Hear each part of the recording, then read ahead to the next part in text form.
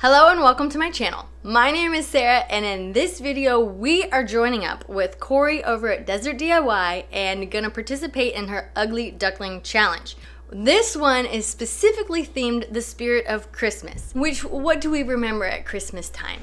It's a time of giving because we remember the greatest gift given to mankind, which was God sending his son in human flesh to live on this earth, live a perfect life, and then be the final sacrifice needed to pay the penalty for our sins. And as we trust in him, we become in right relationship with God. There is no greater gift for somebody to lay down their life first for our lives to be made right. So at Christmas time, while we're remembering to give and to be generous and love on the people around us, I have taken this piece that is pretty rough and refinished it to give away to somebody who I just wanted to give a special gift to. And I will explain more about the why and the what as we get into the video. There will be multiple participants in this challenge. I will have a link for the entire list in the description below. So after you watch my video, check out some others because there are some pretty talented people that are going to be in this and you won't want to miss out. Let's first look at this ugly duckling and how rough a shape it's in and see what we can do to make it beautiful. This is a little mini dresser that a coworker of mine was going to throw out, but as I was telling her about flipping furniture, she was like, "Oh, do you think you could fix this or use it?" And sent me some pictures, and I thought, sure, I'll give it a try. So looking over it, you know, it has this faux wood finish, so I have no idea if the wood underneath is nice or not. I'm assuming it's going to be a lower quality wood since it's painted wood finish. So I'm assuming I'm going to need to paint this thing, which is what I want to do. So that's fine. So I'm just assessing it. I mean, it has water damage. The paint is chipping. This side is missing a whole section, which means I'm going to need to do some intense filling here, which I've never done. This piece is bringing to me a lot of first. So the wood's coming apart. We have patched that before, so I'll plan on gluing that together. The backing is a mess. This piece has definitely seen better days. If you look on the very back, you can see some, just holes in the wood, but as I'm painting, I'm probably going to need to patch and paint those because this water damage stain, I'm not going to be able to get that out. So once we've assessed, it's time to clean this piece up and get it ready to get a new facelift. With each piece, after I've assessed it, I pull the drawers out and whatnot and vacuum it. And I vacuum inside the drawers, outside the drawers, inside the piece, outside. Just vacuum everything. Just get all the gunk and junk and cobwebs and things. And doing this, you also kind of get a better idea of all the little intricate parts and maybe if the drawers are loose and need glued back together or something inside or drawer glide maybe. Things like that you'll notice when you're vacuuming. So I think it's an important step. Then after I have it cleaned, I'm taking these handles off because I need to strip all this. These handles, I was like, yeah, they're going to be easier to deal with taking these off. And I'm not even sure if I'm going to keep them at this point. And once I have all the handles off, I just get a nice degreaser. Part of me wonders if I need to degrease if I'm going to strip, but degrease, that way everything's clean and the stripping agent can do its job without having to get through extra gunk. And then I think generally you want to do like a rinse with just a wet rag after you do a degreaser just to make sure all those chemicals are no longer there.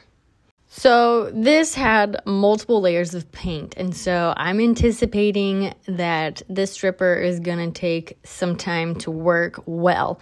So I'm going to use the saran wrap technique where you put your stripper on, spread it around good and thick. I've learned that if you put it on too thin, it won't work as well. So once I got a nice thick layer on, I covered everything in saran wrap, partly also because I had something to go to and I had to quickly get this covered and sitting while I was gone for the evening and then came back later that evening and tried to scrape it. I think I did also try a little early to get this to scrape off, and it would not budge. So with one layer of the stripping agent on, I put the saran wrap on and let it sit for a good amount of time. Came back, scraped that off as much as would scrape off, and then had to apply another coat of the stripping agent and let that sit. And then I was able to get enough off to where I was satisfied. But this had some stuff to get off. I find after scraping all of the stripping agent off, it still can be pretty gunky. And so I will take a little really fine scrubby pad, and I think I put TSP in it to kind of neutralize it and really scrub it down to try to get the last little gunks out. And I can go through a number of the little scrubby pads because they get gunked up and I just have to quit using them. And then after the TSP, I rinse with just a wet rag so that, again, the chemicals are off, and then let it dry so I can sand. Because there's still some paint residue as I'm sanding, I just want to make sure I have a smooth surface. I also noticed this drawer has a crack in it, which I'll probably have to patch. It's not cracked through, which just, I don't know, it's weird. And then while I'm sanding, some of the sides have some splattered paint, so I will quickly touch up the sides of the drawers as well and just, give it a refresh. Nothing too dramatic, but just a quick sand down on all sides. Using a lower grit sandpaper to start for the whole drawer, and then for the drawer fronts, I'll go back in. So this is probably like a 150 or 180. I'll probably go back in then with a second sanding for just the drawer fronts at like a, 220 or something like that. I did try 2 coats of the oxalic acid to try to get rid of the water stain, and it helped, but it's going to have to be painted, which is fine. So now on to patching all this flaky wood. So how I decided to fix this was to just take a wooden shish kebab skewer and cram glue in all the layers as much as possible. And I also have a little kids art paintbrush that I'm using to get further in. So between these two, I'm just getting glue in all the layers, and then just wipe off any excess. And then I'm taking some scrap boards that I had, and I'm using it as kind of a extra support to get an even clamping. I've said in past videos I only had 1 clamp. I finally went and bought 3 more. So I was excited I could actually get more than just one thing done at a time. So clamping this on 2 different points, and then I'm going to flip the piece over and do this same thing on the other side at the same time. I don't have to wait. So exciting. Oh yes, also wipe off any excess glue that oozes out. You don't want to mess with that messiness. Those both finished up really nice. Looked way better. Now I have to do the same thing again on the back, just a much larger area, which actually a couple videos ago I took a desk and transformed it into 2 nightstands, and the center of that desk I still had. So this was a perfect piece of wood for clamping to give a nice, clean, even press on this big old back piece that I needed to glue. I like to leave stuff to sit overnight to dry and really get a good hold. So the next day I pulled the clamps off and was really pleased with how it came together. And again, if this was being left, as you could see the wood, it would look terrible, but I'm going to paint, so it'll be fine. There was a spot on the corner that was kind of coming loose, so it just needed tacked back down, and I had some cute little itty-bitty tack nails that I used to stabilize that a little more. I had mentioned this dresser had a lot of first things, or things that I've never done before, and this is one of them. That big old chunk taken out of the side needed massive filling, and so I was advised to use Bondo, and obviously I've seen other people doing it too. So this is my first time using Bondo, and let me tell you, it smells so bad. I question whether it's good for my health or anybody else's to ever use this, but I already started, and I need to patch this hole. So I mixed it up, the Bondo with the little bit of hardener mixed it all up really good, which it doesn't tell you how much of each to use, so I just used some. And it worked. It hardened the next day just fine. So I carefully tried to fill it in. I think with a hole this size, you are supposed to do it in 2 batches. I think out of laziness, I just did 1. But I did my best to get it all nice and filled. As vile as this stuff smells, I don't really want to get it out and use it again. So the other holes on the back that, since I'm painting, I wanted to patch those as well, like the little knot and just all the little things. So I patched them all the best I could with Bondo and let it dry. One reason I was willing to try the Bondo was because I was not having very good success with patching drawer screw holes with my wood filler. However, I ran out of wood filler and had to buy new wood filler. And it turns out that fresh, good wood filler patches holes really good. So old products might be a reason why your stuff's not looking good. Maybe. It was for me, I think. We'll just say that. So I had to fill my drawer holes because I decided to get new drawer pulls, and then had to sand down my Bondo. And I used a low grit sandpaper, pretty rough, probably like 80 grit, to really knock this stuff off. And I did it gently. I didn't want to go too far, but got that nice and smooth. And man, Bondo feels nice. I like that way better than working with wood filler. But again, that smelled vile.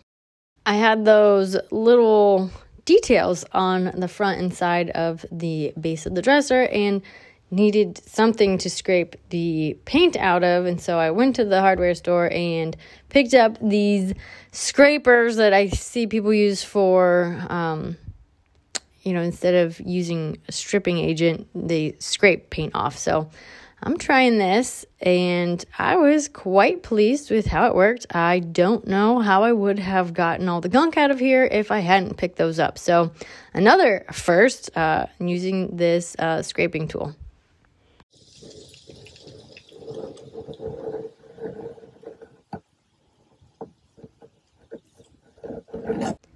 Just a little touch-up sanding needed, and then it's time to clean this piece off. And I'm doing one big old coat of primer over the whole thing.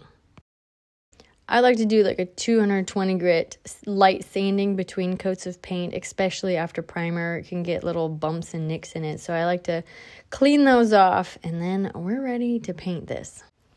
Here's the next new thing to me is I'm going to try blending paint. I have 3 colors, this black and a light purple and then like a gray. And I'm going to blend from dark to light over the piece, and you'll see as it comes together. Now, I think technically you're supposed to do this with chalk paint, because then you spray water to help with blending as you go, and it helps the colors all melt together. Now, chalk paint is expensive, and I don't have chalk paint, but I had these colors. I did have to go buy another thing of purple, but I just bought a little sample.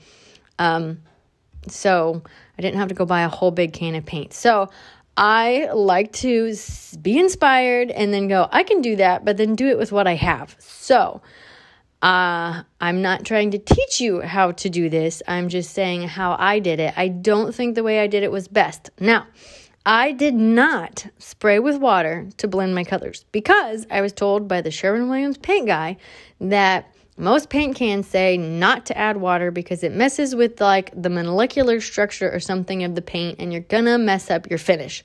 So I was like, well, I'm not supposed to add water. I don't want to buy chalk paint. Well, I'll just do the best I can. I could have probably tried water and it might have blended more to how I wanted it or envisioned it. But you know what? It's fine. It was an experiment that I was willing to try. Now, let me explain to you why I am doing this and who I am doing this for. Now, I don't know if you are familiar with Katya. She is a lovely Russian lady who does quite moody and expressive furniture flips. And I've seen some of her videos. And while that is not my style of painting, it has inspired me to try something different. Now, the reason I'm willing to try on this piece was because in the spirit of Christmas and being giving, I have some new neighbors that moved in this summer, fall, and they are actually refugees from Ukraine. And we met them and heard their story, and thankfully they had a family member here and a community that helped them get over here, get settled, get stuff for their house. They've had great support, some different things the government has provided, so they're doing pretty good, thankfully. But just hearing their stories and the children being terrified the morning bombs started, and it's crazy.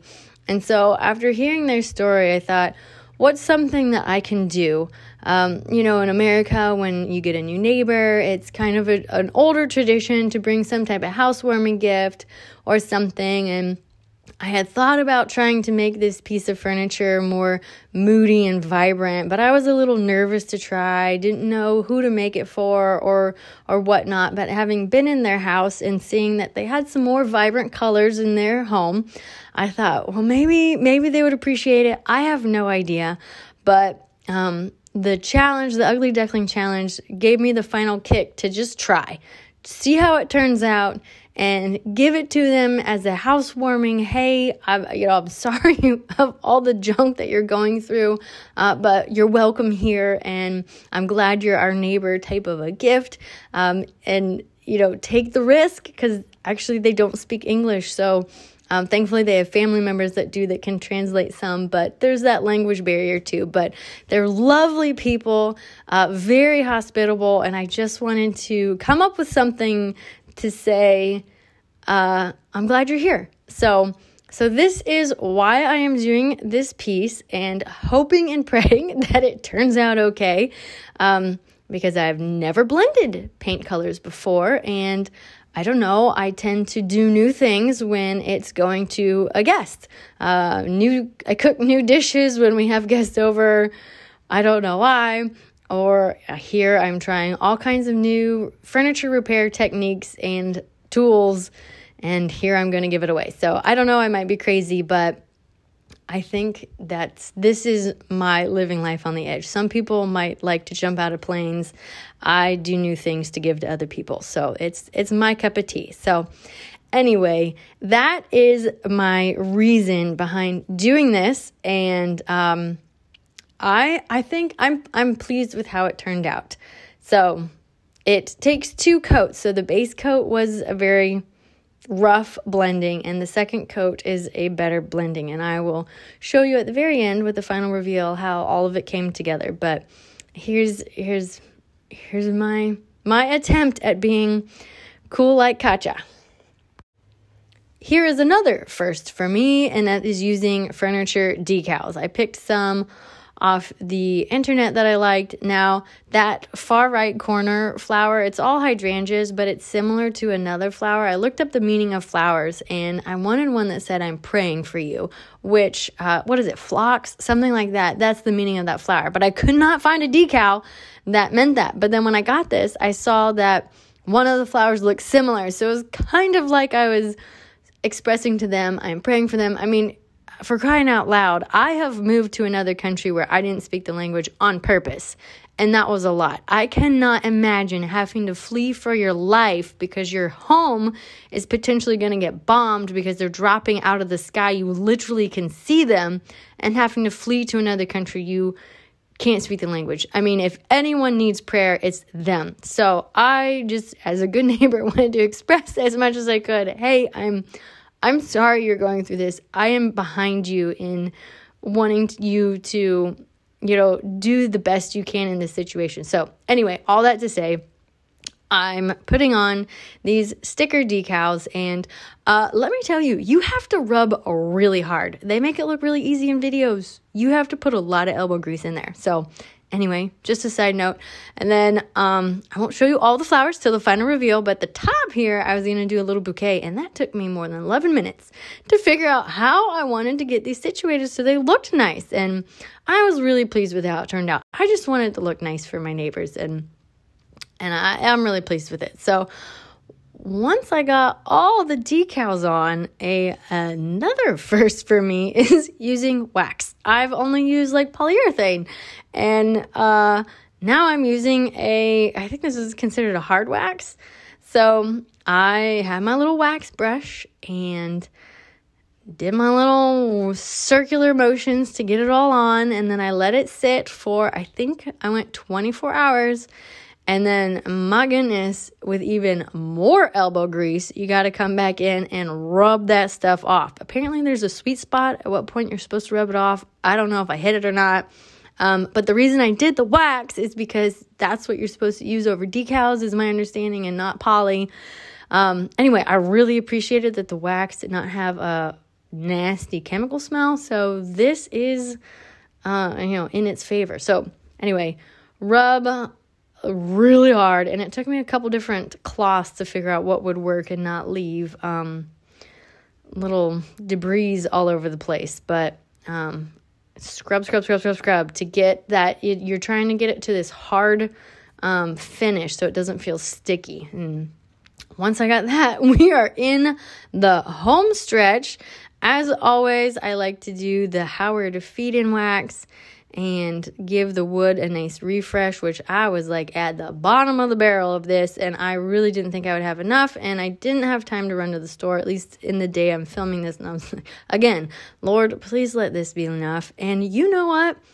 I had enough to wax that whole thing. I was tickled pink. So got all my drawers waxed, needed to drill the hole for the hardware and put my hardware on. And guys, this is beautiful. This is a beautiful piece of furniture. So let's look at what we started with and see what this ugly duckling has turned into.